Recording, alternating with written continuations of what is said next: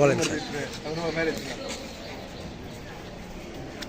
আমরা আজকে যে কাজগুলো করছি এই কাজগুলো হলো বিল্ডিংয়ের ছাদে কীভাবে পাইপ দেওয়া হয় সেটা করছি। পাইপগুলো যেমন আমরা প্রথমে এইটাকে লেআউট ডায়াগ্রাম করছি। লেআউট ডায়াগ্রাম করে আমরা master bedroom, children bedroom, kitchen এবং টয়লেটগুলো আমরা আগে মাইপে বাইর করে নিয়েছি। তারপর আমরা একটা রুমের পিভিসি পাইপটা ফালাইছি যেন আপনারা বুঝতে পারেন যে বিল্ডিংয়ের ছাদে কাজ করার জন্য কী ধরনের উপাদানগুলো ব্যবহার করা হয়। যেমন পিভিসি পাইপ 3/4 ইঞ্চি 1 ইঞ্চি, পিভিসিএল ব্যান্ড 3/4 ইঞ্চি 1 ইঞ্চি, পিভিসি সার্কুলার বক্স 3/4 ইঞ্চি 1 ইঞ্চি এবং চক ব্যবহার করা হয়। এইভাবে আপনারা কাজগুলো করতে পারবেন।